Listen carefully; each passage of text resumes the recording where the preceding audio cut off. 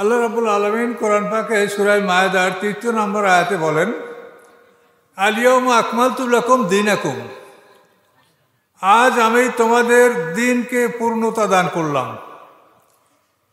বিদায় হজের দিন আল্লাহ রসুল দশম হিজরিতে বিদায় হজের দিন আরাফাত ময়দানে যখন বক্তব্য রাখছিলেন আরনা উপত্যকায়, তো সেখানে আল্লাহ রসুলের বক্তব্যের এক পর্যায়ে আল্লাহ তাআলা এই আয়াত নাযিল করেন।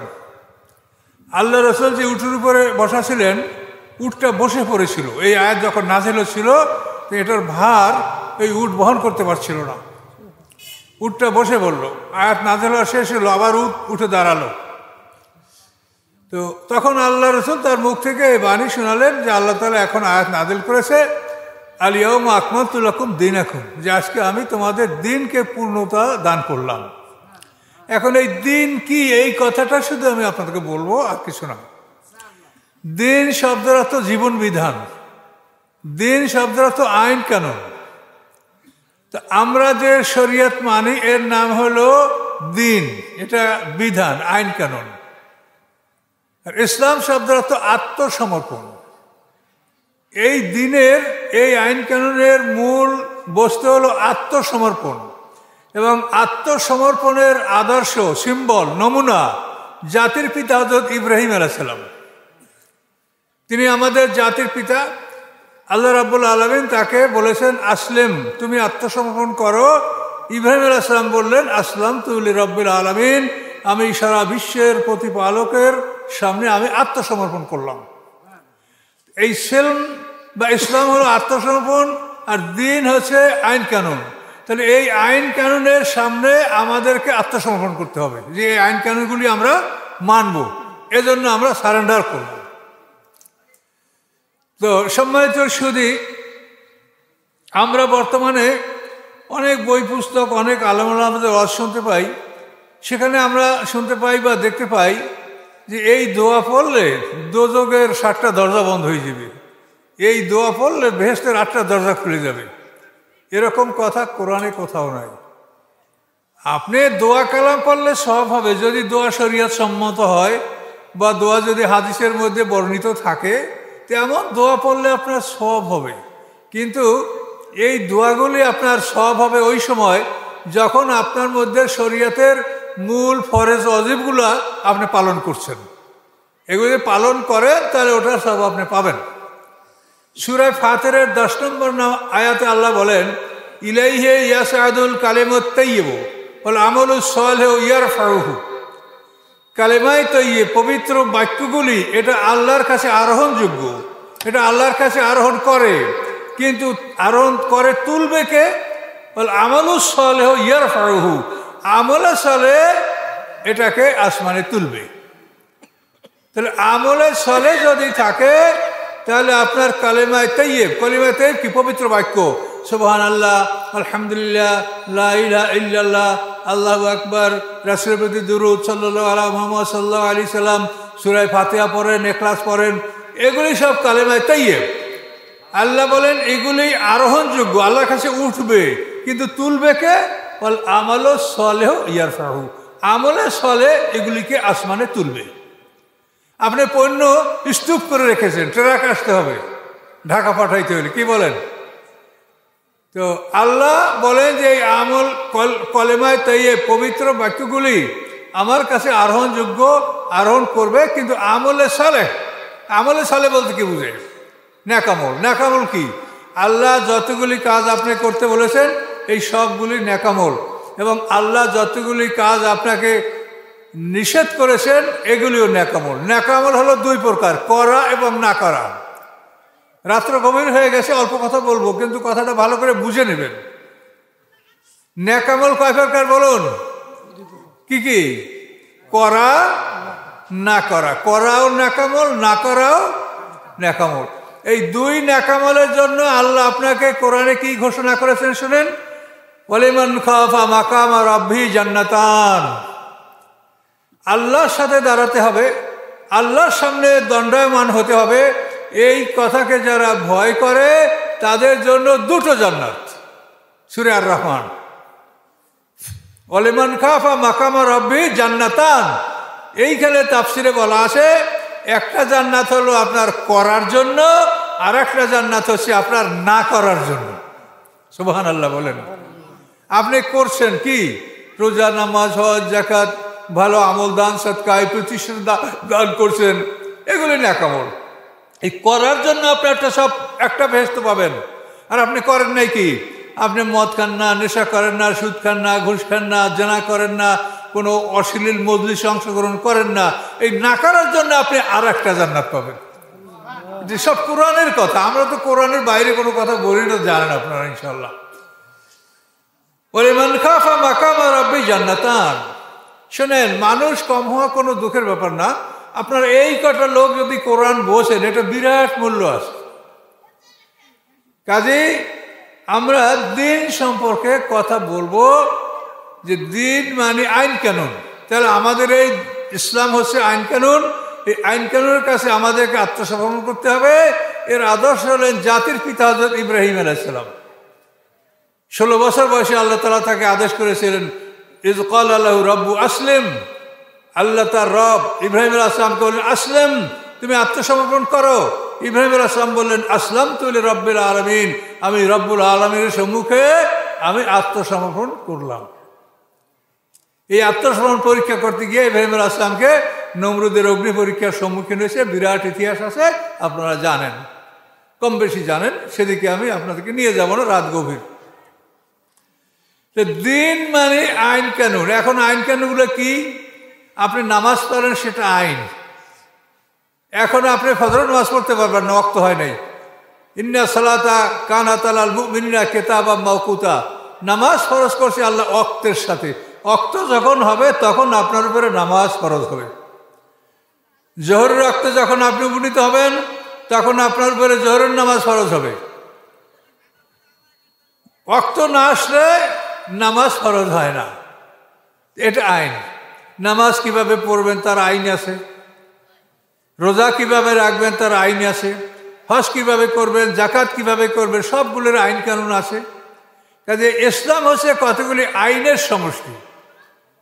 আর ফজিলত ইসলামে আসে, সেটা হলো যদি আপনি নেকামলগুলি সব করেন, তাহলে আপনি ফজিলাতের সবও পাবেন। আপনি যদি আবশ্যক সাবজেক্টগুলিতে পাশ করেন, অতিরিক্ত সাবজেক্টের নাম্বার আপনার সাথে যোগ হবে। কিন্তু যদি আপনি মেইন পেপারে ফেল করেন, তাহলে অতিরিক্ত সাবজেক্টের নাম্বার যোগ হবে? তা হবে না। এক ব্যক্তি ঘোষণা করেছে যে আমি এই উট বিক্রি করব। তো এই উট যদি তোমরা কেনো, যে উট কিনবা তাকে একটা, এখন যদি কেউ যায় যে ভাই খাসিটা তো আপনি ফ্রি দিবেন, যে আমি উটটা কিনলাম না, আমার খাসিটা ফ্রি দেন, কি এটা কি দিবে? কারণ উট কিনলে আপনি খাসি পাবেন। এটা দৃষ্টান্ত। আপনি যদি ফরজ ওয়াজিবগুলি সঠিকভাবে আমল করেন, তাহলে আপনার কালেমায়ে তৈয়বগুলিও আপনার আমলে যোগ হবে, গণ্য হবে। এগুলি আল্লাহর আকাশে এগুলি আরোহণ করবে। তো এই জন্য আপনাদেরকে বুঝতে হবে, তার দিন হলো আইন কানুন। এই আইন কানুন সম্পর্কে আলোচনা করা বড় কঠিন জিনিস। এই আইন কানুনগুলি আপনি কি বোঝেন? আমরা যে এই দেশে আছি, প্রত্যেকটা দেশে আইন কানুন আছে। তা আমাদের দেশে যে আইন কানুন এখন আছে, এই আইন কানুনটা হলো 1860 সনে 1860 সনে পাক ভারত উপমহাদেশ থেকে মুসলমানদের কাজী পদ বিলুপ্ত করে সেখানে ফৌজদারি আদালত আইন প্রবর্তন করা হয়। আমাদের ইসলামের আইন কানুন ফৌজদারি আদালত নয়। আমাদের ইসলাম সিরাতাল মুস্তাকিম, যেটা সূরা ফাতিহায় আপনি বারবার পড়ছেন, এই ইসলামে আমাদের দণ্ডবিধানের নাম হলো হুদুদ, কেসাস, তাজির। বলেন কি বলছি? হুদুদ, কেসাস, তাজির, এটা হলো ইসলামের দণ্ডবিধান। ফৌজদারি আদালত এটা খ্রিস্টানদের আইন, এটা আমাদের আইন না। কিন্তু ওইটা আমরা জানি সবাই। কিন্তু হুদুদ, কেসাস, তাজির, এইটা যে ইসলামের আইন, এইটা আপনি দেখেন তো 100 জনে একজনেও জানে কিনা বলেন? এজন্য আমাদেরও ত্রুটি আছে যে আমরা ওয়াজ করতে আসলে কোনো একটা আয়াত পড়ি বটে, কিন্তু আমরা গল্প গুজব করি, এরপর অন্যদিকে আমরা চলে যাই, কোরআনের মধ্যে আমরা থাকি না। কোরআন থেকে বাইরেই যে কথাবার্তা বলি আমরা। এখানে আপনাদের একটা প্রতিষ্ঠানের জন্য চাঁদা কালেকশন, এটা অনিবার্য একটা অন্য কথা আছে, কিন্তু সব বক্তারা তো আর কালেকশন করে না। তারা তো এই আইন কানুনগুলো বলতে পারে মানুষকে যে আসলে ইসলাম কি, তাও তারা বলে না। তো এই জন্য আমার সাধ্যের বাইরে আমি কিছু করতে পারবো না। আমার যতখানি চেষ্টা সেটা আমি করে যাচ্ছি। আমি চাকরি রিজাইন দিয়া কোরআন শরীফের তাফসির, কোরআন শরীফের গবেষণা করে আমি কোরআন শরীফের তাফসির লিখছি, 30 পারা কোরআনের তাফসির 10 খণ্ডে। এরপর আমি রাসূলের জীবনী লিখেছি, আলো আদার সিরিজে আমার 11টা বই বের হয়েছে। এখন আমি কোরআনের শব্দার্থ সহ একটা লিখতেছি, 1400 পৃষ্ঠার। এটা কোরআনটা বাইরে হবে ইনশাল্লাহ 2-1 মাসের মধ্যে। আমি এগুলো চেষ্টা করে যাচ্ছি যে আমার পরবর্তীতে যারা থাকবে তারা অনুসন্ধান করলে যেন সত্যটা এর মধ্যে পেয়ে যায়। কোরআন এবং রাসূলের জীবনী এই দুইটার মধ্যেই আপনার সব কিছু আপনি পাবেন। আপনাকে গাদা গাদা বই পড়তে হবে না। মদিনা ইউনিভার্সিটির লাইব্রেরি কয়েক মাইল পর্যন্ত বই, এগুলি 1000 বছর বয়সের লোকও পড়ে শেষ করতে পারবে না। আল্লাহ আপনাকে এই বোঝা চাপান নাই। আপনাকে আল্লাহ এই ছোট্ট কোরআন শরীফ 6666 আয়াতের এই ছোট্ট কোরআন শরীফ এবং রাসূলের জীবনী, এই দুইটা জিনিস যদি আপনি আয়ত্ত করতে পারেন তা আপনার জীবনে কোনো জিনিসের অভাব থাকবে না। কি কথা বুঝতে পারছেন? কিন্তু আপনারা তো পড়েন না। আপনারা পড়েন 6 উসুল, 9 উসুল, ভেদে মারিফাত, হ্যাঁ, আপনারা তো এইসবগুলো পড়েন, কোরআন তো পড়েন না। আপনারা বলেন হাসরের ময়দানে বিচারের টেমে আল্লাহ যখন বিচারের মাঠে বলবেন তখন বিচার হবে কি ওই সমস্ত 6 উসুল দিয়া, 9 উসুল দিয়া, না কোরআন দ্বারা? এটা বলেন তো। তো ওদেরকে জিজ্ঞাসা করেন যে আল্লাহ বিচার কি তোমাকে ওই কেতাব দ্বারা করবে? হ্যাঁ, ওদের কি নাম জানি পীর সাহেবের, তাবলীগের পীর সাহেবের নাম কি? হ্যাঁ, জোবায়ের সাহেব স্বপ্ন দেখেছে এই তরিকা। মালফুজাত জোবায়ের সাহেবের লেখা বই, সেখানে দেখবে যে এই তরিকা আমাকে স্বপ্নে দেওয়া হয়েছে। এখন আল্লাহ তাআলা বললেন বিদায় হজের দিন যে আমি দিনকে পূর্ণতা দান করলাম।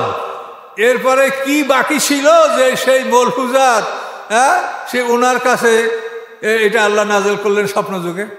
কন্ত এগুলি আপনারা চিন্তা করেন না। মানে বেহেশতে সহজে যাইতে চান, বেহেশতে আমরাও সহজে যাইতে চাই, কিন্তু এই কোরআনের আইনের বাইরে আপনি বেহেশতে যাওয়ার আশা করতে পারেন না। আল্লাহ তাআলা উম্মতে মুহাম্মাদীর বিচার করবেন কোরআন দ্বারা, মূসা আলাইহিস সালামের উম্মতের বিচার করবেন আল্লাহ তাওরাত কিতাব দ্বারা, দাউদ আলাইহিস উম্মতের বিচার করবেন জাবুর কিতাব দ্বারা, ঈসা আলাইহিস সালামের উম্মতের বিচার করবেন ইনজিল কিতাব দ্বারা। এর মধ্যে কোনো সন্দেহ আছে? নাই। তাহলে আমরা কেন এই কোরআন থেকে দূরে? আজকে আপনারা কষ্ট করে ওয়াজের মাহফিল আয়োজন করছেন, এভাবে সারা দেশের মানুষ করছে, অর্থ করি তারা ব্যয় করছে, কিন্তু কোরআনের কোনো শিক্ষা সেখানে হচ্ছে না। এটা অত্যন্ত পরিতাপের বিষয়। এই জন্য আমরা আলেম সমাজ আল্লাহর সামনে কাঠগড়ায় দাঁড়াতে বাধ্য থাকবো হাসরের ময়দানে।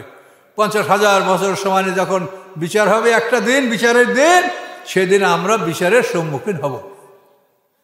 আমি আলেম, আপনার কাছে হাসরের ময়দানে আপনি উলঙ্গ উঠবেন, আমিও ছোট্ট উলঙ্গ উঠবো, কেউ আলেম থাকবে না সে সময়। পোশাক সেই সময় আমার ইচ্ছা মতো, এখন বড় জুব্বা পরেছি, সেই সময় কেউ ইচ্ছা মতো জুব্বা পরতে পারবেন না। যে যে কাজের উপযুক্ত তাকে সেই পোশাক দেওয়া হবে।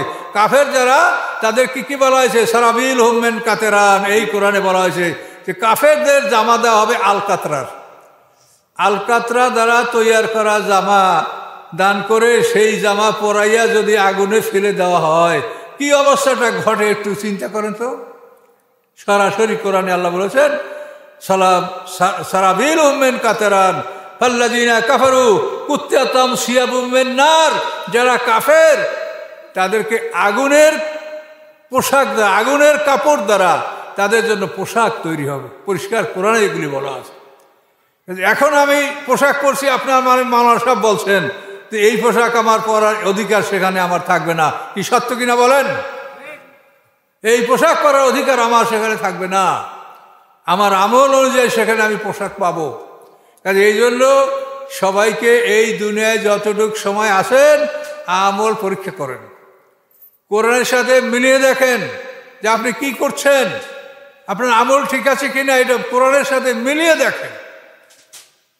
সম্মানিত সুধী, দিন মানে আইন কানুন।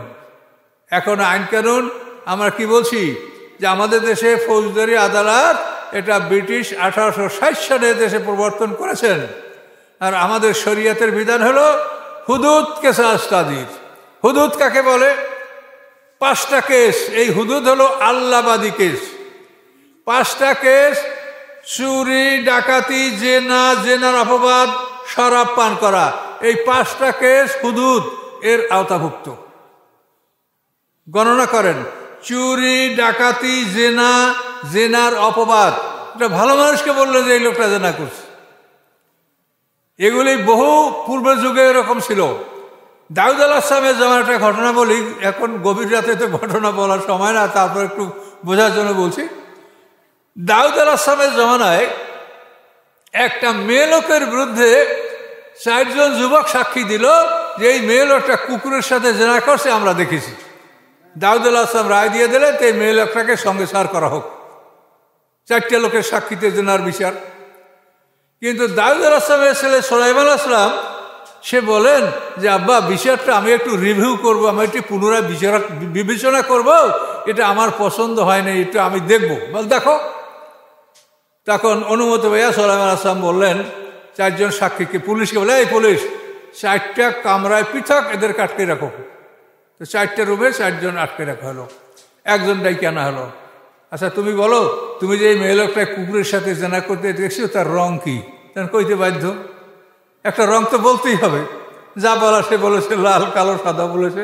বলা পরে তার ওরা আটকাই রাখো। আর একজন, এই তুমি বলো, এই কুকুরটার সাথে যে এই মেয়েটা জেনা করছে, এই কুকুরটার রং কি? তো ওরা বলার তাই বললো। এখন 4 জন সাক্ষীর রেজাল্ট দেখাইলো, 4 জনের 4 রকম রং বলছে। তখন সুলাইমান আলাইহিসসালাম বললো যে আব্বা দেখেন, এই 4টা লোক মিথ্যাবাদী। তখন ওই 4টা লোকেরই ফাঁসি হলো, মহিলা মুক্তি পেয়ে গেল। এই জেনার অপবাদ, এটা আয়েশা সিদ্দিকার মতো মানুষের বিরুদ্ধেও এই জেনার অপবাদ দেওয়া হয়েছে। এফকের ঘটনা আপনারা কোরআন পাকে জানেন। সূরা নূরের মধ্যে আল্লাহ তাআলা এই ব্যাপারে বিচার, আচার, আইন কানুন সব বর্ণনা করেছেন। এখন দেখেন, ওই 4টে লোকে জিজ্ঞাসা করা হলো যে তোমরা এই মেয়ে লোকটার বিরুদ্ধে এরকম মিথ্যা সাক্ষী দিলে কেন? তখন তারা বলে যে আমরা ওর সাথে ভালোবাসা করতে চেয়েছি, কিন্তু আমাদের কারো কথাও শুনে নাই, সেজন্য আমরা একমত হয়েছি যে ওরে আমরা মারব। এই মারার জন্য আমরা এই বুদ্ধি করেছি। সকলে জোরে বলুন নাউজুবিল্লাহ। এটার নাম কি? জেনার অপবাদ। চুরি এটা বোঝেন, ডাকাতি বোঝেন। চুরির বিচার হলো হাতের কবজি থেকে এখান থেকে কাটিয়ে দেওয়া। নারী পুরুষ যেই হোক, চুরি করলে হাত কাটতে হবে। কতটুক সম্পদ এত বিস্তারিত বলা ভাই বড় মুশকিল। কতটুক সম্পদ? কমপক্ষে 10 দিরহাম। যদি চুরি করে তো হাত কাটা হবে, এবং সেই মালটা হেফাজতে ছিল কিনা তা প্রমাণ করতে হবে। এ রাস্তায় পড়ে পাওয়া মাল যদি কেউ চুরি করে, সেটা হাত কাটা বিচার হবে না, তার বিচার হবে, হাত কাটা বিচার হবে না।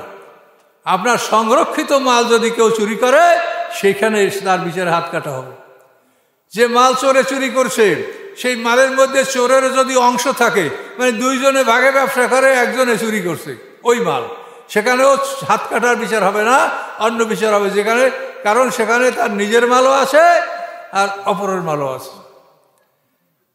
4 নম্বর বলা হয়েছে, যখন চোরে চুরি করলো, তখন দেশে যদি দুর্ভিক্ষ থাকে, খাবার অভাবে যদি কেউ চুরি করে, তখনও চোরের হাত কাটা হবে না। এগুলি আইন। ওমর ফারুক রাদিয়াল্লাহু তাআলা আনহুর জামানায় এক সাহাবী চুরি করেছে। আমার একটু গরম পানি রাখতে বলেন। ওমর ফারুক রাদিয়াল্লাহু তাআলা আনহুর জামানায় এক সাহাবী চুরি করেছে। চুরি করার পরে তাকে ধরে বিচারের জন্য আনা হয়েছে ওমর ফারুকের কাছে।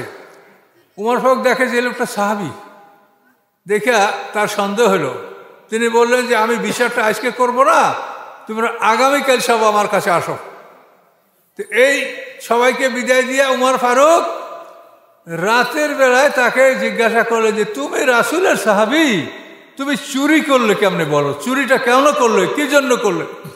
তখন সে বলে, খলিফাতুল মুসলিমিন, আমার ছেলেমেয়েরা 3 দিনের অনাহারি, কোনোভাবে আমি তাদেরকে খাবার ব্যবস্থা করতে পারছিলাম না।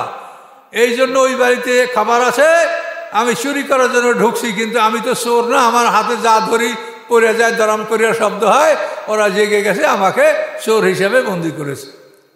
ওমর ফারুক শুনে তাড়াতাড়ি গুদামের যে চাবি যার কাছে ছিল আসলামকে ডেকে বলল যে আসলাম, গুদাম থেকে মাল বের করো, তাড়াতাড়ি কি খাবার ডাল আছে, গুদামে আটা আছে, কি আছে দেখো, এটা বের করো তাড়াতাড়ি এবং একে দিয়ে দাও।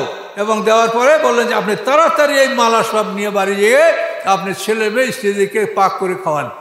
চোরকে মাল আসবাব দিয়ে ছেড়ে দিলেন। এরপরে পরের দিন যখন বাদী পক্ষ চোর যারা ধরেছে তারা আসলো, এসে বলে আমাদের চোরের বিচারের জন্য আসি। ওমর ফারুক তখন তার এই ডাইন হাতটা বের করে দিয়ে আর বাম হাতে চাকুটা নিয়ে বলেন যে আমি চোর, তোমরা আমার ওই হাতটা কেটে নিয়ে যাও। অবাক, কি ব্যাপার, আপনি চোর? বলে হ্যাঁ আমি চোর। তার কারণ আমি মুসলমানদের খলিফা, আমি খলিফাতুল মুসলিমিন।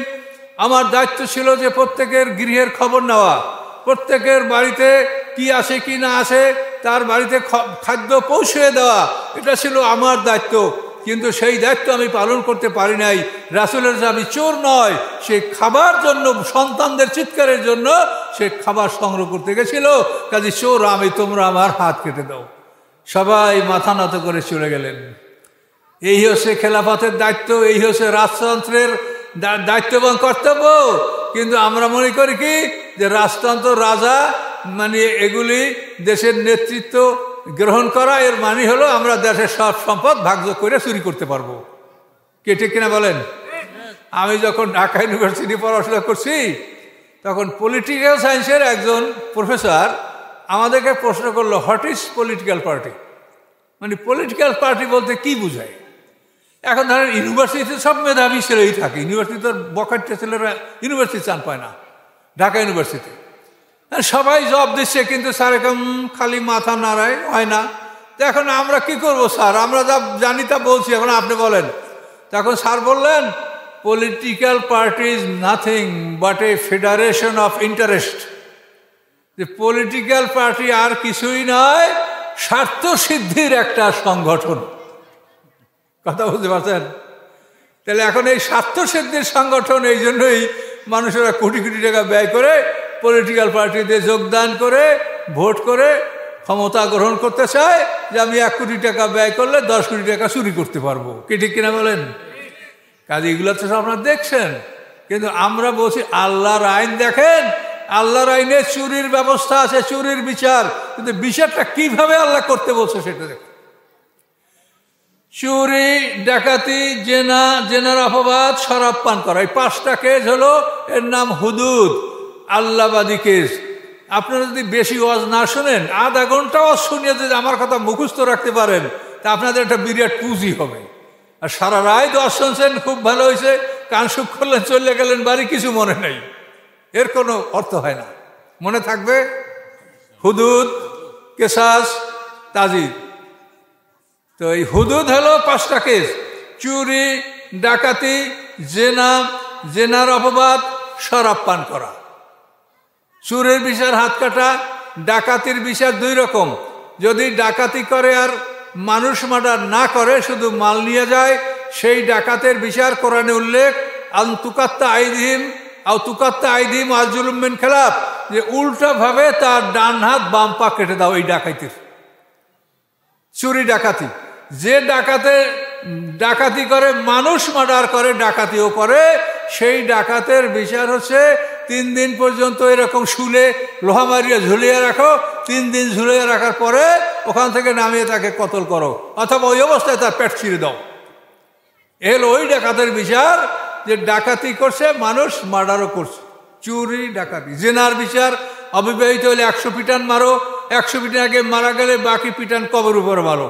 আর যদি বিবাহিতরা জেনা করে তাহলে তাদেরকে কোমর পর্যন্ত মাটিতে গেড়ে পাথর মারিয়া মৃত্যু পর্যন্ত পাথর মারতে থাকে, রজম। চুরি, ডাকাতি, জেনা। জেনার অপবাদ দিয়ে যদি প্রমাণ করতে না পারে, তাকে 80টা পিটান লাগাও, 80 পিটান।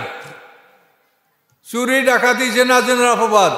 শরাব পান করা, যদি কেউ শরাব পান করে প্রমাণ হয়, তাকেও 80টা বেত্রাঘাত লাগাও। এভাবে এর মধ্যে আরো অনেক কিছু আছে। মিথ্যা সাক্ষী দেওয়া, মিথ্যা সাক্ষী দিলেও তাকে 80টা পিটান দিতে হবে, এবং তাদেরকে ব্ল্যাক লিস্টের নাম থাকবে, যে জীবনে তারা আর কোনোদিন সাক্ষী দিতে পারবে না। কি আর আমাদের দেশের অবস্থা কি, যে সাক্ষী দেওয়ার জন্য স্কুল খোলা হয়েছে, সেই স্কুলের সাক্ষীদেরকে ভর্তি করা হয়েছে এবং পুলিশরা শিখিয়ে দেবে সেই সাক্ষী দিতে হবে, আর সেই সাক্ষী দিতে কেউ অস্বীকার করলে তাকে দেশান্তর করো, মাইরিয়া ফিটিয়ে তারাই দাও। কি হয়েছে না? সাইদ হিসাবে সাক্ষীর একজন হিন্দু মানুষ, তারা পিটিয়ে আধ্যায় দিয়ে বাইর করে দিচ্ছে না, সাইদের বিরুদ্ধে সাক্ষী দেবে না হিন্দু মানুষ, তবু দেখে। এই হলো অবস্থা। তাই পরিবর্তন আপনারা কিভাবে করবেন বলেন? এর পরিবর্তনটা আপনারা কিভাবে করবেন? কাজে এই জন্য আপনারা যা পারেন চেষ্টা করেন, আল্লাহ দেখবে যে বেচারা চেষ্টা করেছে। আল্লাহ বলছেন কোনো মানুষকে আমি তার সাধ্যের বাইরে তার উপরে বোঝা আমি চাপাই না। দিন কায়েম করা ফরজ। দিন মানে এই যে আইন কানুন যেটা আমি বললাম, সংক্ষেপের বিরাট ব্যাখ্যা আছে। চুরির ব্যাপারে নারীদের ইতিহাস আছে, কিভাবে নারীদের হাত কাটা হয়েছে ইত্যাদি বহু কিছু আছে। তো এখন আপনাদের আমাদের সবাইকে আল্লাহ বলছে আকিমুসসালাহ, সালাত কায়েম করো, আকিমুদ্দিন, দিন কায়েম করো। যে শব্দ দ্বারা আল্লাহ তাআলা আমাদেরকে সালাত কায়েম করতে বলেছেন, সেই শব্দ দ্বারা আল্লাহ আমাদেরকে দিন কায়েম করতে বলেছেন। কোনো সন্দেহ আছে? আকিমুসসালাহ, আকিমুদ্দিন। এখন এই দিন আমরা কিভাবে প্রতিষ্ঠা করব? পৃথিবীতে 54-55টা মুসলিম রাষ্ট্র আছে, একটা মুসলমান রাষ্ট্র দিন কায়েমের পক্ষে না। কি বলেন? নাম বলা লাগবে? আপনারা তো জানেন যে আমাদের কতটা মুসলিম দেশ আছে, একটা দেশও দিন কায়েমের পক্ষে না। কি করবেন আপনি কন্ত? তারপরও আপনারা আমরা করি কি করি? আমরা যে আপনাদেরকে বিবরণটা দিচ্ছি, এটা যদি দেশের সকল মানুষ জানে, তো তাদের মধ্যে একটা ভয় আসবে যে আসলে আমরা এই ঘাটতিতে আছি। তাহলে মানে খালি সার্টিফিকেট, অলিয়ে কামেল, পীরে কামেল, মোর্শেদে কামেল, এই সমস্ত লকব মানুষ নিতে সাহস করবে না। রে বাপরে, আমার ফরজ তরক করছি, তো আমরা কামেল হইলাম কেমনি? ঠিক কিনা বলেন? ফরজ তরক করা মানুষ কি কামেল হইতে পারে? তা আমাদের সব তো ফরজ করা পিসাব, সব ফরজ তরক করা পিসাব, কি ঠিক কিনা বলেন? তাহলে এগুলি যদি আপনারা জনগণকে বলেন, চেষ্টা করেন, এই চেষ্টাটা দেখে আল্লাহ তাআলা আপনাকে মাফ করতে পারে। যে বেটারা চেষ্টা করতে পারে নাই, কিন্তু যারা এই চেষ্টাটা করেন নাই, তারা মাফ আল্লাহর কাছে পাবে না। আপনি অনুপস্থিত ছিলেন, কেন ছিলেন? আপনি দরখাস্তে উল্লেখ করেন যে আমি অসুস্থ ছিলাম, হাসপাতালে ভর্তি ছিলাম, আমার অ্যাক্সিডেন্ট হয়েছিল, এই কারণে আমি অনুপস্থিত ছিলাম। কারণ দর্শাতে হবে না? তাহলে আপনার চাকরি যাবে না, বেতনও পাবেন। আর যদি বিনা কারণে অনুপস্থিত থাকেন, চাকরি যাবে, বেতনও যাবে। কি ঠিক কিনা বলেন? তাহলে আমরা অন্তত আল্লাহর কাছে এটা প্রমাণ করতে যেন পারি যে এই দিনের পক্ষে আমরা ছিলাম। এইভাবে আপনারা এই ব্যাপারে চেষ্টা করেন। আমরা আল্লাহর ইচ্ছা ছাড়া কিছু করতে পারবো না।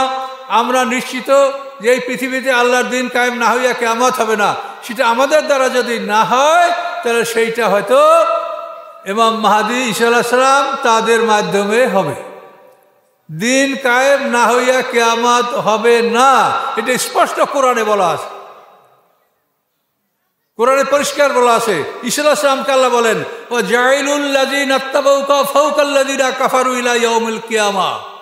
আল্লাহ বলেন, হে ঈসা, আপনার অনুসারীদেরকে কিয়ামত পর্যন্ত আমি কাফেরদের উপরে রাখবো।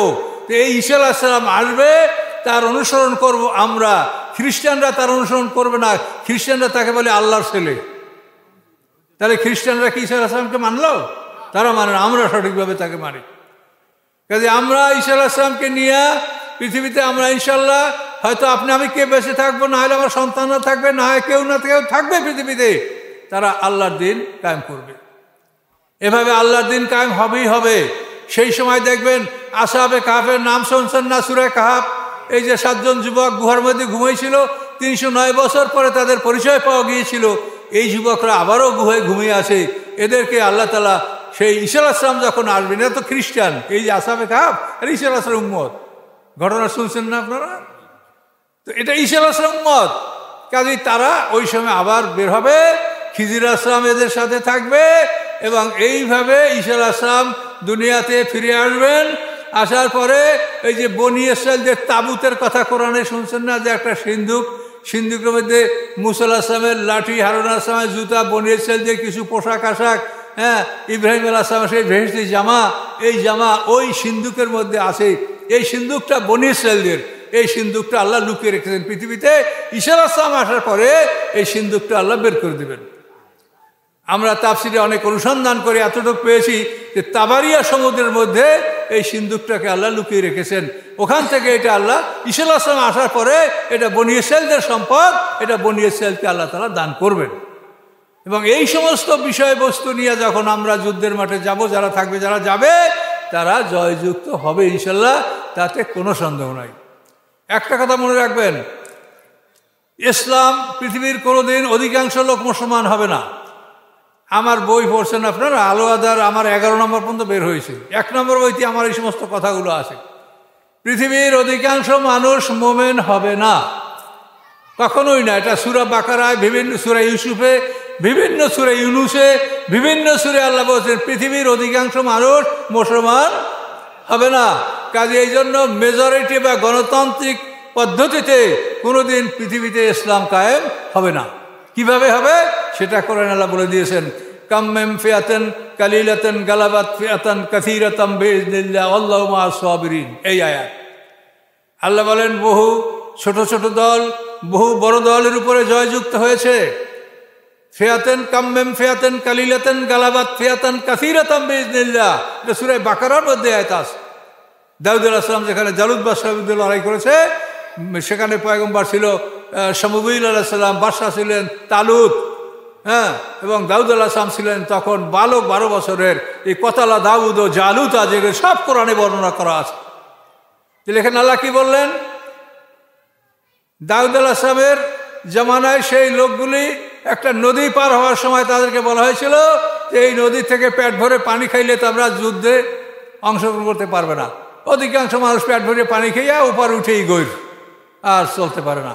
313 জন লোক মাত্র ছিল যারা অধিক পরিমাণে পানি খায় নাই। তারা এই 2 হাতের 1 চুল্লু ভরে 1 অঞ্জলি ভরে তারা পানি পান করছিল। তারা ছিল 313 জন। এই 313 জন মানুষ জালুত বাদশার বিরুদ্ধে লড়াই করে জালুত বাদশাকে হত্যা করে দাউদ আলাইহিস সালাম। এবং একটা গুলতি, তারা গুলতি চেনেন, ইংলিশে বলে ক্যাটাপাল্ট, এই যে রবারের কাঠের সাথে রবার লাগিয়ে মারে। এই দাউদ আলাইহিস সালাম এই জালুত বাদশাকে একটা পাথর এই গুলতি দিয়ে দাউদ আলাইহিস সালাম জালুত বাদশাকে হত্যা করেছে। জালুত বাদশার মাথায় 400 টন ওজনের একটা হেলমেট ছিল, লোহার হেলমেট। দাউদ আলাইহিস সালাম যখন ওই হেলমেট ছাড়লেন, তখন ওই হেলমেটের কাছে ওই দাউদ আলাইহিস সালামের পাথরের টুকরা ক্যাটাপাল্ট যারা যেটা ছুঁড়েছেন ওইটা ঘুরতেছে, ঘুরে ঘুরে নাকের ছিদ্র দিয়া ওই পাথর ঢুকছে। ঢুকে তার মাথার মগজ পার হয়ে পিছনের 30 জন লোককে হত্যা করার পরে তারপর ওই পাথর থেমেছে। সকলে বলুন সুবহানাল্লাহ। তো এইভাবে আল্লাহ বলেছেন যে সত্য দল ছোট হইলেও সেই দল বহুত বড় বড় দলের উপরে জয়যুক্ত হবে। আমরা কথা কি কোরআন থেকে বলছি না অন্য কিছু বলছি? গেলে এখন বুঝে নেন, ভালো মানুষ হতে হবে। দল খুব বড় হওয়া না হারা নয়, ভালো মানুষ হতে হবে। এমন মানুষ হবে নবী রাসূলদের সমকক্ষ সেই মানের মানুষ সৃষ্টি হলে ছোট দলের মাধ্যমে বড় দল পরাজিত হবে এবং ছোট দল জয়যুক্ত হবে। এই জন্য পৃথিবীর কখনোই মুসলমানরা সংখ্যাগরিষ্ঠতা অর্জন করতে পারবে না, ছোট দল থাকবে। এই ছোট দলের মধ্যে ঈসা আলাইহিস সালাম আল্লাহর পয়গম্বর, তিনি আসলে এই ছোট দল জয়যুক্ত হবে। এই ছোট দল আমাদের মতো মানুষ দ্বারা ছোট দল আমরা গেলে মার খাবো, কিন্তু ঈসা আলাইহিস সালাম এইরকম পয়গম্বর, তিনি একজন রাসূল এবং আসহাবে কারামের মতো ওই রকম ইমানদার যাদেরকে আল্লাহ তাআলা স্বয়ং হেফাজত করেছেন। 309 বছর পর্যন্ত গুহার মধ্যে ঘুমিয়েছিলেন। এই ধরনের মানুষ যখন খিজির আলাইহিস সালাম তিনি ওই সময় আসবেন, দাজ্জাল মদিনায় প্রবেশ করার চেষ্টা করবে, খিজির আলাইহিস সালাম তাকে বাধা দেবে, দাজ্জাল মদিনায় প্রবেশ করতে পারবে না। খায়বারের দরজায় দাজ্জালকে খিজির আলাইহিস সালাম বাধা দিবে। এগুলি অনেক কথাবার্তা আছে, কিন্তু আপনাদেরকে গভীর রাত্রে আমি খুব কষ্ট দেব না। আর আমিও তো বয়স্ক মানুষ, রাত্রে গভীর হয়ে গেলে আমারও কথা বলতে কষ্ট হয়। কিন্তু আমি যে সামান্য কথাগুলো বলেছি তাতে আপনারা একটা মূল একটা জ্ঞান পেয়েছেন কিনা বলেন? তো এই জ্ঞানটা আপনারা হারাবেন না, এটা মুখস্থ করে রাখবেন যে আমরা আল্লাহর রসুলের কাছে বিদায় হজের দিন যে আল্লাহ আয়াত নাযিল করলেন যে আজকে আমি আমার দিন তোমাদের উপরে পরিপূর্ণ করে দিলাম। দিন হলো আইন কানুন, কথা বলতে পারছেন?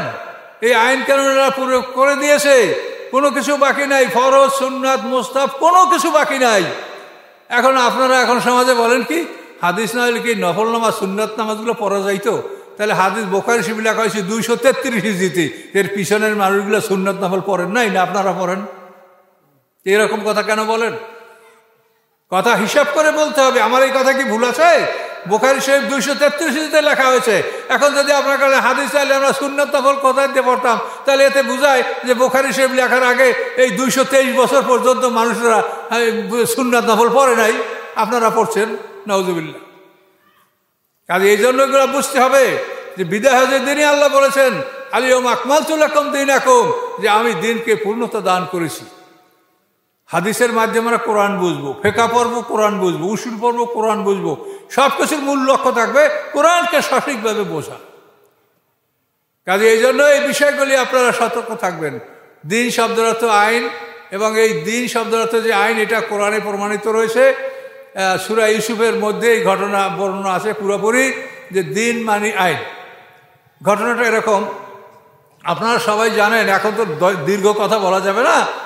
ইউসুফ আলাইহিস সালাম ভাইরা তাকে কুয়ায় ফেলে দিল, তারপর মিশরের রাজার মন্ত্রীর কাছে সে বিক্রি হলো, এরপরে সেখানে বিপদে পড়লো, তারপর সে জেলে গেল। এই সব কিছু ঘটনা আছে। জেল থেকে বার হয়ে ঈসা আলাইহিস সালাম শেষ পর্যন্ত মিশরের রাজা হয়ে গেলেন। তো মিশরে যখন রাজা হয়ে গেলেন, তো রাজার স্বপ্ন 7 বছর দুর্ভিক্ষ থাকবে, 7 বছর ভালো ফসল হবে। এই যে দুর্ভিক্ষ, যখন দুর্ভিক্ষ শুরু হয়ে গেল, তখন মিশরের ক্ষমতাসীন ছিলেন ইউসুফ আলাইহিস সালাম। মিশর থেকে কেনান 8 দিনের রাস্তা। এই কেনানে হলো ইয়াকুব আলাইহিস সালামের বাড়ি। ইয়াকুব নবী বাস করিতেন কেনানে। এই ইয়াকুব নবীর ছেলে হলো ইউসুফ আলাইহিস সালাম। কথা বুঝতে পারছেন? এখন কেনানে দুর্ভিক্ষ হওয়ার কারণে ইউসুফ আলাইহিস সালামের 10 ভাই, তারা তো মোট 12 ভাই। ইউসুফ আলাইহিস সালাম, বিনিয়ামিন 2 ভাই, আর ইহুদাবিরা 10 ভাই। ইউসুফ আলাইহিস সালামের মায়ের নাম হলো রাহিল, আর ওই 10 ভাইয়ের মায়ের নাম হলো লাইয়া। এরা 2 বোন। এদের পিতার নাম হলো লাবান, মামাতো বোন। ইয়াকুব আলাইহিস সালামের মামা হলো লাবান। এই লাবানের 2 কন্যা লাইয়া এবং রাহিল। এই 2 কন্যাকে বিয়ে করছিলেন ইয়াকুব আলাইহিস সালাম। তো রাহিলের পেটে 10 সন্তান, আর না, লাইয়ার পেটে 10 সন্তান, রাহিলের পেটে 2 সন্তান, ইউসুফ আলাইহিস সালাম, বিনিয়ামিন। ইউসুফ আলাইহিস সালাম মিশর রাজা হয়ে গেলেন। ওরা 10 ভাই 10টা উট নিয়ে মিশরে গেল, যে বললে যে আমাদের পরিবার অভাবগ্রস্ত, আমরা দুঃখিত, আমরা খেতে পাচ্ছি না, আমরা আপনাদের কাছে খাদ্য কিনতে জন্য আসছি, খাদ্য নেওয়ার জন্য আসছি। ইউসুফ আলাইহিস সালাম দেখলেন যে আমার সেই ভাইরা যারা আমাকে কুয়ায় ফেলেছিল মাইরে, এই সেই ভাইরা। কিন্তু ওই ভাইরা তো চিনতে পারে না যে ইউসুফ মিশরের রাজা, তাকে চেনা সম্ভব? রাজার পোশাক পরে একটা লোক রাজা বসে থাকে, তারে যে ভাই ছোটবেলায় দেখছে। আর একটা উট অতিরিক্ত নিয়ে আসছে, এটা হলো আমার এক ভাই বিনিয়ামিন। সেই ভাইকে আমার বাবা কোথাও যাইতে দেয় না, বাবার খেদমতে সে আসে। কাজে বিনিয়ামিনের জন্য আপনার এই উটটা আমি নিয়ে আসছি। কথা বলতে পারছেন? এখন এই বিনিয়ামিন হল ইউসুফ আলাইহিস সালাম আপন ভাই, আর বিনিয়ামিনকে আনতে পারে নাই, তার জন্য উট লয়েছে, খালি উট। তখন ইউসুফ আলাইহিস সালাম বললেন যে আপনাদের কথা বিশ্বাস করে আপনার ভাইয়ের উটের উপরেও আমি বোঝাই করে মাল দিলাম, কিন্তু পরে যখন আসবেন তখন যদি ওই ভাইকে না নিয়ে আসেন, তা আমি মনে করব যে আপনারা মিথ্যাবাদী। ফালা কায়লা লাকুম ইনদি ওয়ালা তাকরাবুন, আমার এখানে আপনি মাপের ব্যবস্থা আপনার জন্য হবে না, আমার দরবারে স্থানও পাবেন না। আপনার ওই ভাইকে নিয়ে আসতে হবে। আর ওই ভাই হলো ইউসুফ আলাইহিস সালামের আপন ভাই। পরবর্তী তারিখে সংক্ষেপে বলছি, পরবর্তী তারিখে ওরা বাবাকে অনেক কিছু বুঝাইয়া, বাবার সামনে আল্লাহর কসম করিয়া শর্ত দিয়া বিনিয়ামিনকে নিয়ে আসেন। নিয়ে আসার পর এবার 11 ভাই। এখন ইউসুফ আলাইহিস সালাম দেখেন যে আমার আপন ভাই আসছে। উনি করলেন কি, যে এই যে দেখেন এই রুমগুলো 2 জনের সিট আছে এক এক রুমে, তা আপনারা এই রুমগুলো দখল করেন। তখন ওরা 10 ভাই 5 রুম। এখন বিনিয়ামিনের ভাই নাই। এখন বিনিয়ামিন আফসোস করে, আল্লাহ আমার একটা ভাই ছিল ছোটকালে বাঘে খেয়ে ফেলেছে, সেই ভাইটা যদি আমার থাকতো তা আমরা 2 ভাই একটা রুমে আজকে স্থান পাইতাম। এখন বিনিয়ামিন পৃথক হয়ে গেল। এখন ইউসুফ আলাইহিস সালাম তাদেরকে বলে যে দেখেন আপনাদের একজন মেহমান অতিরিক্ত, তাকে আমরা অন্যভাবে ব্যবস্থা করি, অনুমতি দেন। ঠিক আছে করেন। তখন বিনিয়ামিনকে ইউসুফ আলাইহিস সালাম রাজদরবারে নিয়ে গেলেন, আপন ভাই নিয়া ইউসুফ আলাইহিস সালামের নিজের খাবার প্লেটে 2 ভাইয়ের খাবার এক প্লেটে দেওয়া হলো। বিনিয়ামিন অবাক হয়ে গেল যে রাজার সাথে আমি খানা খাবো, আমি একটা ফকির পরিবারের সন্তান, আমরা রাখাল, কাজে আমি আজকে রাজার সাথে খানা খাবো, এটা কেমন করে হতে পারে? এখন ওই মুখের দিকে তাকায় আর অন্তরে ভয়, হাতি দেয় না প্লেটে, যে আমি কেমন করে রাজার সাথে এক প্লেটে খানা খাবো। ইউসুফ আলাইহিস সালাম বলেন যে বুনিয়ামিন খানা খাও। তখন বিনিয়ামিন বলে আমি কেমন করে খানা খাবো? আমার একটা ভাই ছিল আপনার মতো সুন্দর, সেই ভাইটাকে ছোটকালে বাঘে খেয়ে ফেলেছে। ওই ভাইরা যে বসে বাঘে খাইছে, আমার সেই ভাইটাকে বাঘে খেয়ে ফেলেছে, আপনাকে দেখে আমার সেই ভাইয়ের কথা মনে পড়ছে। তখন ইউসুফ আলাইহিস সালাম বলেন যে তুমি আমার ভাই, তোমার ভাইকে বাঘে খায়নি, আমি তোমারই ভাই। ইন্নী আনা আখুক, আমি তোমার ভাই। এই বলে দুই ভাই কান্নাকাটি করল। কান্নাকাটি করে এক প্লেট খানা খেলেন। খানা খেয়ে ইউসুফ আলাইহিস সালাম বললেন যে তোমাকে আমি ওদের সাথে আর যাইতে দেবো না, কৌশল করে রেখে দেবো, কিন্তু তুমি মন খারাপ করবে না। খানা টানা খাইয়া ছাড়িয়ে দিল, যাও তুমি তোমার ভাইদের সাথে থাকো। এরপরে যখন এদের খানা বিনা, এদের যে গম রেশন যেটা দেওয়ার, এটা যখন দিল, তখন ইউসুফ আলাইহিস সালাম চাকরদেরকে বলেন যে বিনিয়ামিনের বস্তার মধ্যে বাদশার পানপাত্র এটা ঢুকাই দেওয়া।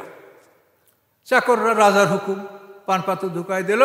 এরা যখন রওনা করিয়া কেনানের দিকে গেল, কত যাওয়ার পরে পিছন থেকে এরা ডাক দিল, ইয়া আইয়ুহাল হিরু ইন্নাকুম লাসারিকুন, হে ক্যারাভ্যান, হে কাফেলা, তোমরা চোর। ওরা ঘাবড়াই গেল, আমরা চোর? ওরা সামনের দিকে অসর, কি হয়েছে, কি হারিয়েছেন? মাজা তাফকিদুন, আপনারা কি হারিয়েছেন? বলে নাফকিদু সাওয়াল মালেকে, আমরা রাজার পানপাত্র হারিয়েছি, এবং এইটা যে উদ্ধার করতে পারবে তাকে একটা উটের রেশন ফিরিয়ে দেওয়া হবে। তখন ওরা বলে যে দেখেন আমরা চোর না, আমরা চুরি করতে আসি নাই। আচ্ছা ঠিক আছে, তোমরা চোর না, যদি তোমাদের মধ্যে চোর পাওয়া যাতে কি হবে? তখন ওই ইউসুফ আলাইহিস সালামের সতল ভাইরা বলল, চোর যদি পাওয়া যায় তা আমাদের দেশে আমরা এইরকম বিচার করি যে তাকে মালিকের গোলাম বানিয়ে দেওয়া হবে। দেখছেন রায়টা কি সুন্দর। ওদের কাছ থেকে রায় নিল যে আমরা যদি আমাদের মধ্যে চোর পাওয়া যায়, তো যে চোর হবে তাকে আমরা মালিকের গোলাম বানিয়ে দেব। ঠিক আছে, আবার দেখাও। কিন্তু মিশরের আইনেরা কিন্তু এই আইন নাই মিশরে। মিশরের আইন হলো জরিমানা, চোরকে শাস্তি দেওয়া জরিমানা, গোলাম বানানোর আইন নাই। এখন ওরা 10 ভাইয়ের বস্তা তালাশ করার পরে বিনিয়ামিনের বস্তা তল্লাশ করিয়া তার মধ্যে রাজার পানপাত্র পাওয়া গেল, তাকে বন্দি করিয়া রাজদরবারে নিয়ে যাওয়া হলো। তখন এরা 10 ভাই বলে, এই আছে পাকা সারা আকুল্লো মেন কাবলো, যে এ যখন চুরি করলো, এখন এর একটা ভাই ছিল, সেও ছিল চোর। ইউসুফ আলাইহিস সালামকে বলছে। ইউসুফ আলাইহিস শুনিয়া তখনও তাদেরকে কিছু বলেননি। এখন ওরা অনুরোধ করে যে আমরা বাবার কাছে কসম করে আসি যে আমার এই ভাইকে আমরা নিয়ে আসবো, এখন যদি না নিয়ে যাই তাহলে আমরা কি করে বাবাকে মুখ দেখাবো? কাজে আমাদের একজনকে বন্দি করে রাখেন, ওকে ছেড়ে দেন। ইউসুফ আলাইহিস সালাম চুরি করছে একজন, আর আমরা গোলাম বলবো আর একজন, এই জুলুম কি এখানে হয়? কখনো এটা হবে না। এরপরে ওরা জোর করিয়ে ভাইকে নিয়ে যাওয়ার চেষ্টা করছিল। তখন ইউসুফ আলাইহিস সালামের ধস্ত, আমার তাফসীর করবেন না, আমার তাফসীরের 4th খণ্ডে এই ইউসুফ আলাইহিস সালামের কিসসা বিস্তারিত বর্ণনা আছে তাফসীরের 4th খণ্ডে। তো সম্মানিত সুধী, এইভাবে ওরা বিফল হয়ে চলে গেল। বাবার কাছে কান্নাকাটি করে বললো যে আব্বা, আপনি তো বিশ্বাস করবেন না, আপনার ছেলে চুরি করছে, আমরা তা কি করে দেখব? আমরা তো গায়েবের বিষয় দেখতে পাচ্ছি না। ইয়াকুব আলাইহিস সালাম বললেন যে তোমরা যা বলো আমি বিশ্বাস করি না, আমি আল্লাহর হাতে সুপর্দ করছি। আমি আল্লাহর কাছে বলি যে আমার 2টা সন্তানই আল্লাহ যেন আমাকে ফিরিয়ে দেয়। এরপরে আবার যখন ওরা মিশরে যাবে, তখন টাকা পয়সাও নাই। তখন ইয়াকুব আলাইহিস সালাম একটা চিঠি লিখলেন মিশরের রাজার কাছে, হে মিশরের রাজা, বহুদিন আগে আমার একটা ছেলে হারিয়ে গেছে, তার জন্য কাঁদতে কাঁদতে আমার চক্ষু 2টা অন্ধ হয়ে গেছে। হে মিশরের রাজা, আপনি আবার আমার একটা ছেলেকে চোর বলে তাকে আপনি দোষী সাব্যস্ত করে তাকে আপনি আটকাই রাখলেন। কাজে আমরা চোরের বংশধর নই, আমরা ইব্রাহিম আলাইহিস সালামের বংশধর। ইউসুফ আলাইহিস সালামের পিতার নাম হলো ইয়াকুব আলাইহিস সালাম, ইয়াকুব আলাইহিস সালামের পিতার নাম হলো ইসহাক আলাইহিস সালাম, ইসহাক আলাইহিস সালামের পিতার নাম হলো ইব্রাহিম আলাইহিস সালাম। আমরা ইব্রাহিম আলাইহিস সালামের বংশধর, আমরা চোর না।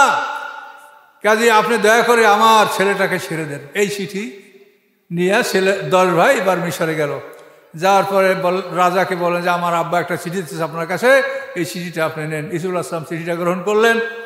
গ্রহণ করে ওই চিঠি যখন পড়লেন, হে মিশরের রাজা, তখন তিনি আর চোখের পানি রাখতে পারলেন না।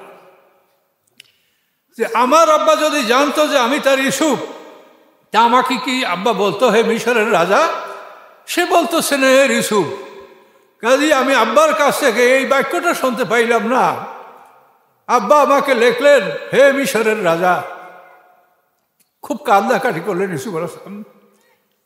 ওরা 10 ভাই চিন্তা করে যে মিশরের রাজা আমাদের বাবার চিঠি পড়ে কাঁদে কেন? ওরা অস্থির হয়ে গেল। এরপরে ইউসুফ আলাইহিস সালাম ভাইদের কাছে ফিরে বলেন, তোমরা জানো যে তোমরা যখন জাহেল ছিলে তখন ইউসুফ আলাইহিস সালামের সাথে তোমরা কি ব্যবহার করেছো? তোমরা কি জানো? মনে আছে তোমাদের? তখন 10 ভাই অবাক হয়ে গেল। ইউসুফ আলাইহিস সালামের সাথে আমরা কি করেছি তা ইউসুফ আলাইহিস সালাম জানে, আর আল্লাহ জানে, আর আমরা জানি, তার কেউ জানে না এই লোকটা কে হতে পারে। তখন ওরা বললো যে ইনি ইউসুফ। তখন ওই 10 ভাই বললো যে আপনি কি ইউসুফ? তখন ইউসুফ বললেন আমি ইউসুফ, আর এই বিনিয়ামিন আমার ভাই, আল্লাহ আমাদের প্রতি এহসান করেছেন। বলার পরে 10 ভাই চিন্তা করলো যে ইউসুফ আলাইহিস সালামের কাছে আমরা কিভাবে মাপ চাবো। 10 ভাই একসঙ্গে তার পা জড়িয়ে ধরব। এই 10 ভাই যখন ইউসুফ আলাইহিস সালামের পা জড়িয়ে ধরার জন্য নত হলেন, ইউসুফ আলাইহিস সালাম ভাইদেরকে বুকের সাথে জড়াইয়ে ধরলেন আর বললেন যে আমার পা ধরেন না, আপনাদের উপরে আমার কোনো অভিযোগ আজ নাই, আমি ক্ষমা করে দিলাম, আল্লাহ যেন আপনাদেরকে ক্ষমা করে দেয়। এই ঘটনা বলে আল্লাহ তাআলার সামনে যে কথাটা বললেন সেই কথাটাই আপনাদেরকে শোনাবো। সেখানে আল্লাহ তাআলা বলেন মা কানা লিয়াখুযা আখাহু ফি দীনিল মালিকে, যে ইউসুফ আলাইহিস সালাম তার ভাইকে রাজার আইনে বন্দি করে রাখতে পারতো না। রাজার আইন ছিল মিশরের রাজার আইন, যে জরিমানা করা, চোরকে শাস্তি দেওয়া। বন্দি করার আইন ছিল কেনানে। কিন্তু ইউসুফ আলাইহিস সালাম কৌশলগতভাবে তাদের থেকে কথা আদায় করলেন, তোমাদের মাঝে চোর পাওয়া গেলে চোরের বিচার কি হবে? ওরা বললো যে যার কাছে মাল, চোরা মাল পাওয়া যাবে তাকে আমরা মালিকের গোলাম বানিয়ে দেব। এই কথাটা আল্লাহ কোরআন পাকে বলেন মা কানা লিয়াখুযা আখাহু ফি দীনিল মালিকে। দিন মানে আইন, মালিক মানে রাজা। ইউসুফ আলাইহিস সালাম তার ভাইকে রাজার আইনে বন্দি করে রাখতে পারতো না, কিন্তু আল্লাহ তাআলা তাকে কৌশল শিক্ষা দিয়েছেন, যার ফলে তিনি তার ভাইকে তিনি বন্দি করে রাখতে সক্ষম হলেন। পরে পরিচয় হয়ে যাওয়ার পরে তো তিনি অর্ডার দিলেন, 400 সওয়ারি পাঠাই দিলেন যে তোমাদের সমস্ত আত্মীয় স্বজন মিশরে নিয়ে আসো। তো বিশাল কাহিনী কোরআনের। তো এখানে আমরা আপনাদের শুধু একটা কথাই বলেছি, সেটা হলো আইন। দিন মানে আইন। কথা বলতে পারছেন? কাজী ইসলাম হলো আইনের সমষ্টি। এই আইন কেননা আমাদের সিরাতাল মুস্তাকিমে ছিল, এখনো আছে, কিন্তু সমাজে নাই। আমরা জানিই না যে ইসলামের দণ্ডবিধান কি। দণ্ডবিধান কি মনে আছে? হুদুদ, কেসাস, তাজির। হুদুদ হলো 5টা কেস, কেসাস হলো মানুষবাদী কেস, খুনাখুনি, মারামারি, কাটাকাটি, এগুলো কেসাস। খুনের বদলে খুন। এই খুনের বদলে খুনের বিচার শুনলে আপনি অবাক হবেন। খুনের বদলে খুন, এই যে বিচার, এটা তো আছেই, খুনের বদলে খুন। কিন্তু নিহত ব্যক্তির অরিসা যদি বলে যে খুনের বদলে খুন আমরা নিব না, আমরা রক্তের মূল্য নিব, তাহলে খুনি আসামি এই রক্তের মূল্য দিতে বাধ্য থাকবে। রক্তের মূল্য হলো 100 গরু অথবা 100 উট অথবা 2000 বকরি। 100 গরু দিতে হলে তার 40টা দিতে হবে গাভীন গরু, আর 60টা দিতে হবে হালের বলদ। এইভাবে 100 গরু একটা খুনের জরিমানা। কি শুনেছেন আপনারা? 100 উট দিতে হলে 40টা দিতে হবে গাভীন উটনি, আর 60টা দিতে হবে 5 বছরের, সে বয়স কম হবে না, এরকম 60টা উট। এভাবে 100 উট হলে একটা খুনের জরিমানা। এইটা আপনার আইনে, আল্লাহর আইনে, কোরআনের আইনেই কথা আছে।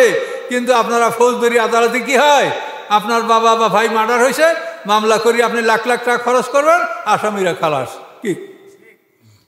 তাহলে এই তো আইন। এই জন্য আল্লাহ এই আইনের জন্য আমাদেরকে বলেন আকিমুদ্দিন কাতিলু ফি সাবিলিল্লাহ, আল্লাহর পথে লড়াই করো, হাত্তা লা তাকুনা ফিতনা, যতক্ষণ পর্যন্ত না ফিতনা দূর হয়। ফিতনা দূর না হওয়া পর্যন্ত যুদ্ধ করতে থাকো।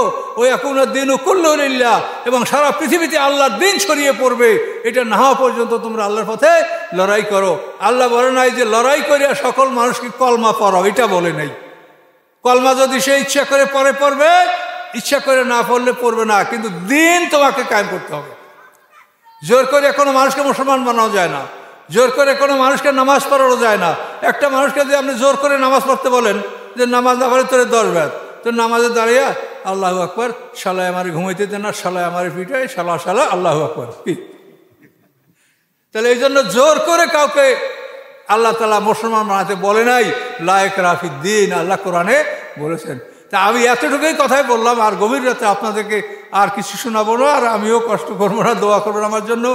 তো বয়স হয়ে গেছে, আপনাদের সবাই দোয়াই হয়তো আল্লাহ আমাকে এখনও চালাচ্ছে। তো যেভাবে হোক কোনো মতে চলছি, দোয়া করেন। তা আপনাদের এই কথাগুলি কি মনে থাকবে? খুব কোরআনের কথা আপনাদেরকে বলেছি, এর থেকে আপনারা অনেক কিছু লাভ করবেন। ওই সারা রায় তো আজ শোনার চাইতে এর থেকে অনেক কিছু আপনারা পাবেন ইনশাল্লাহ। তাহলে আমরা এখন দোয়া করবো। আচ্ছা।